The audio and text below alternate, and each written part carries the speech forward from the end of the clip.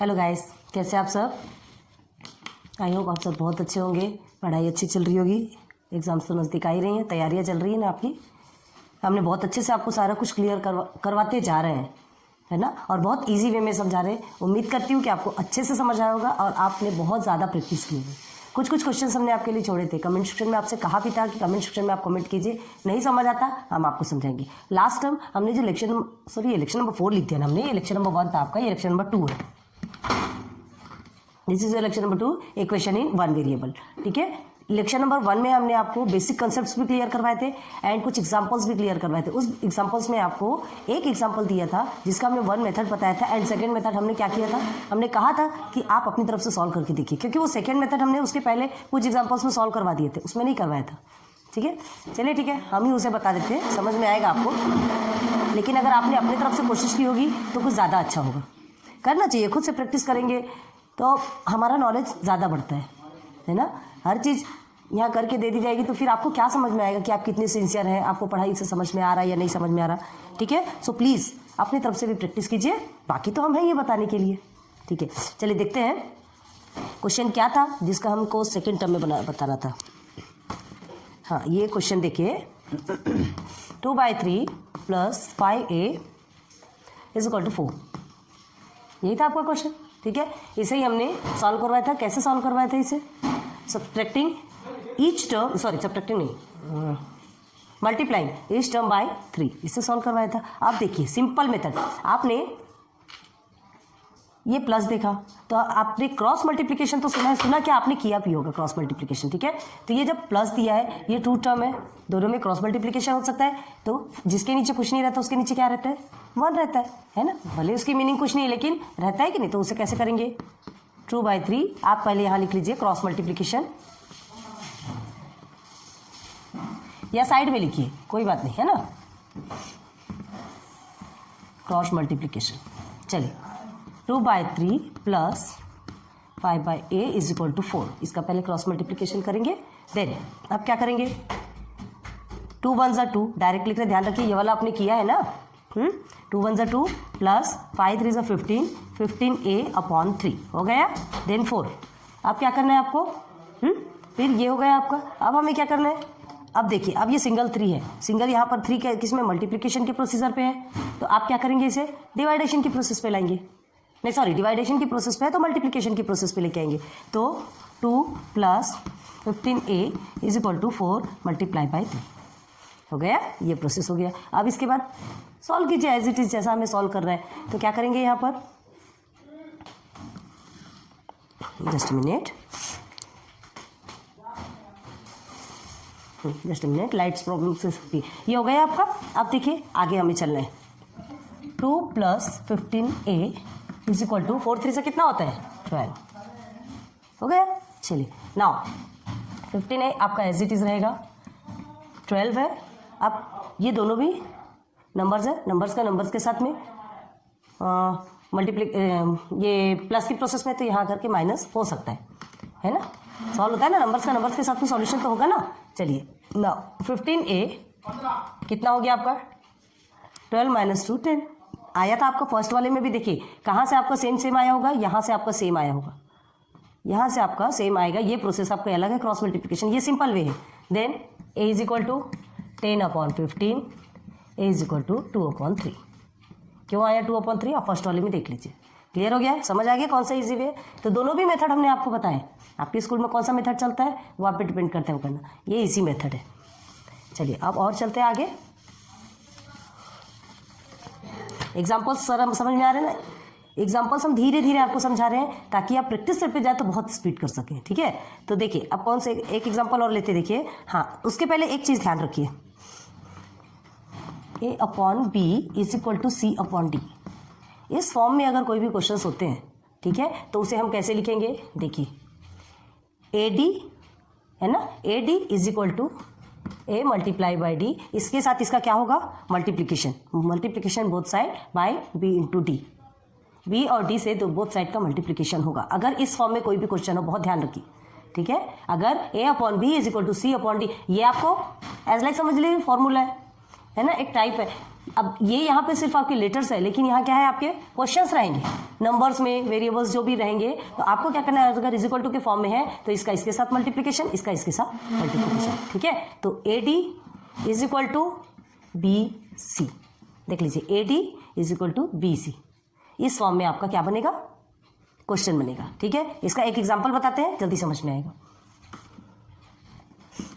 A d upon b c is equal to c d upon sorry a b is equal to c d is equal to a D is equal to B c, समझ आ गया। चलिए इसे ऐसे मतलब नीचे लिखेंगे, ऐसे a D is equal to B c लिख सकते हैं, ठीक है।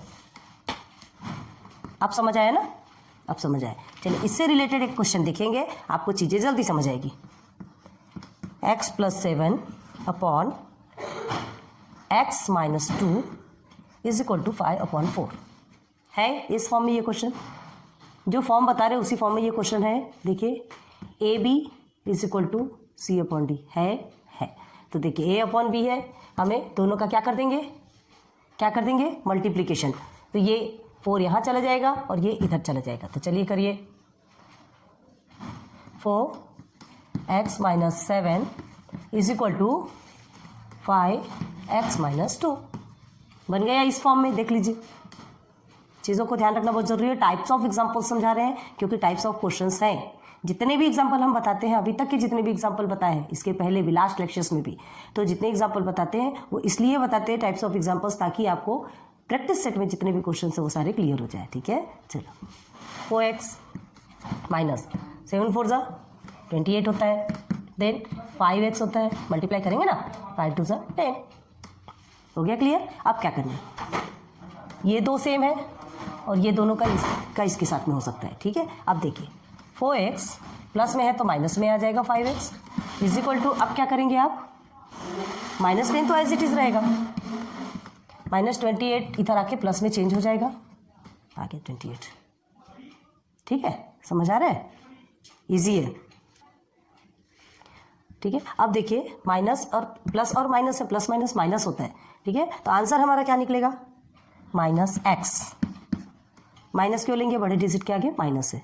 अब यहाँ पर भी माइनस प्लस माइनस होता है, तो इसमें हम माइनस कर देंगे, तो आंसर कितना आएगा आपका, माइनस, एक मिनट, यहाँ 18 आएगा, यहाँ आएगा आपका 18।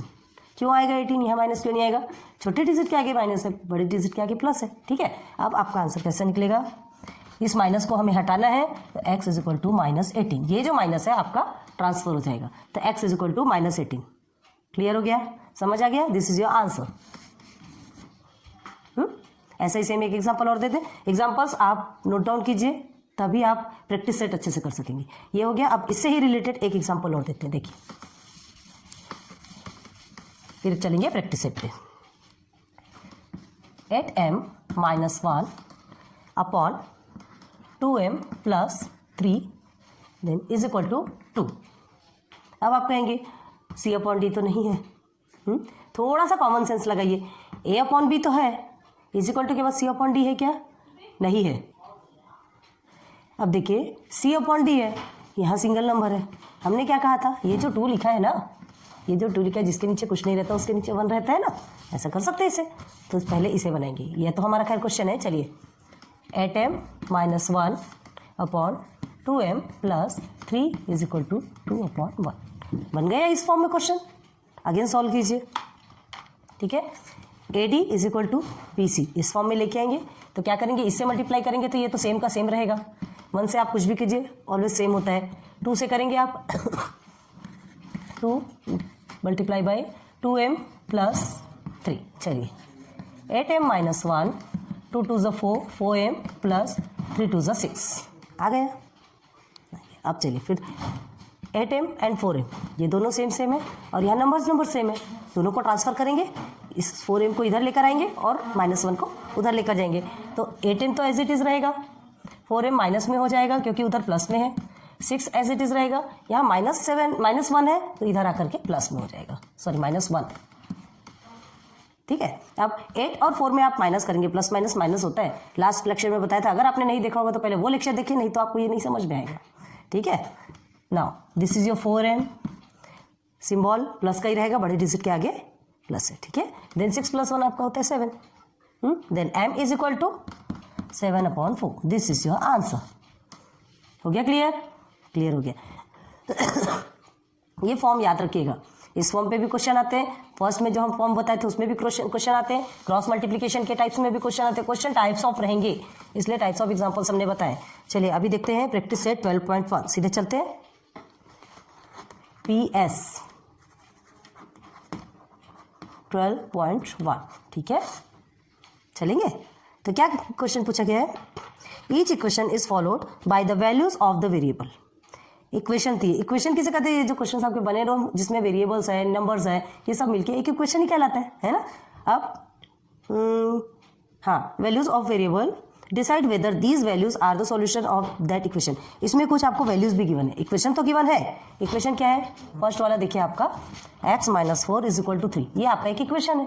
अब इसके अलावा x की वैल्यूज गिवन है, x = कौन सी वैल्यूज उसमें आ सकती? -7। ये 3 नंबर्स आपको गिवन है, ठीक है। तो x की हमको क्या करना है? Decide whether these values are solution of that equation. ये जो वैल्यूज है इसमें से x का जो सॉल्यूशन, इस इक्वेशन का सॉल्यूशन कौन सा है, ये हमें फाइंड करना है। तो हमें क्या करना है? x के प्लेस पे नंबर्स पुट करते जाएंगे, जो सॉल्यूशन होगा वो हमें मिल जाएगा। चलिए देखते हैं। फर्स्ट में देखेंगे तो ये आपका x - 4 = 3 है। चलिए -1 पुट करते हैं। फर्स्ट a लिख लीजिए, ठीक है। फर्स्ट पुट x = -1, ठीक है। तो सबसे पहले आप इक्वेशन लिखेंगे, -1 पुट करेंगे, -5 आपका आंसर आ रहा है।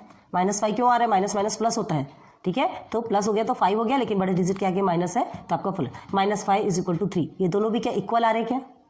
x की वैल्यू क्या है यहाँ पर? 3 है, x की वैल्यू 3 है। तो ये दोनों भी देखिए, मतलब LHS = RHS, left hand side = right hand side, ये दोनों भी इक्वल होना चाहिए। तो ये 3 के बराबर आ रहा क्या? नहीं आ रहा। सो क्या लिखेंगे? क्या लिखेंगे यहाँ पे? This is not a solution. तो हम लिखेंगे ये इक्वल नहीं, LHS इज नॉट = ऐसा ये क्रॉस कर दिया, मतलब ये इक्वल नहीं है, ठीक है। तो यहाँ क्या लिखेंगे? -1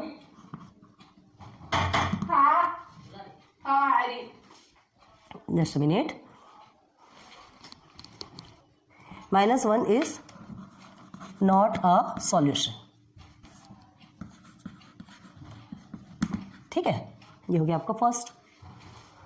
सेकेंड में चलिए, number B, now put x = 7, ठीक है। चलिए फिर से हम इक्वेशन लिखेंगे, x - 4 = 3, 7 पुट कर दिए x के प्लेस पे, 7 - 4 = 3, 7 - 4 होता है 3। देखिए आ गया कि नहीं? 3 = 3, LHS = RHS आ गया। तो क्या लिखेंगे? देयरफॉर लिखिएगा ना। देयरफॉर क्या है यहाँ पर? 7 इज अ सॉल्यूशन। हो गया।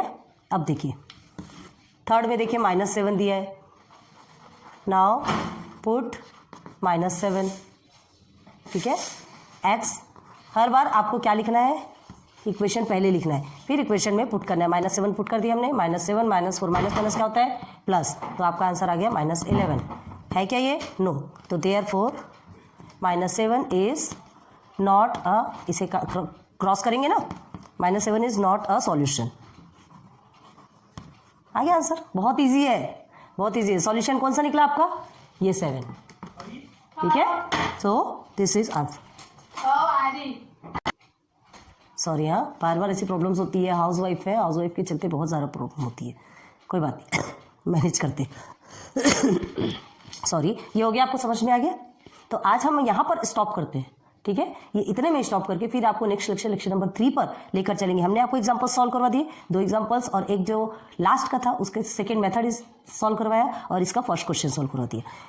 उम्मीद करती हूँ समझ तो बहुत अच्छे से आया होगा, क्योंकि ये सिंपल है, बहुत सिंपल है, हार्ड नहीं है, ठीक है। इतने को ही आप अच्छे से प्रैक्टिस कीजिए। फिर लेक्चर नंबर 3 पे अभी आपको फर्स्ट क्वेश्चन का ही सॉल्व करेंगे, टेंशन मत लीजिए, ठीक है। ये आपका प्रैक्टिस सेट 12.1 का है, 12.1 का फर्स्ट का ही अभी और 1-2 क्वेश्चन सॉल्व करेंगे, देन सेकंड में लेके चलेंगे, फिर और एग्जाम्पल्स करेंगे।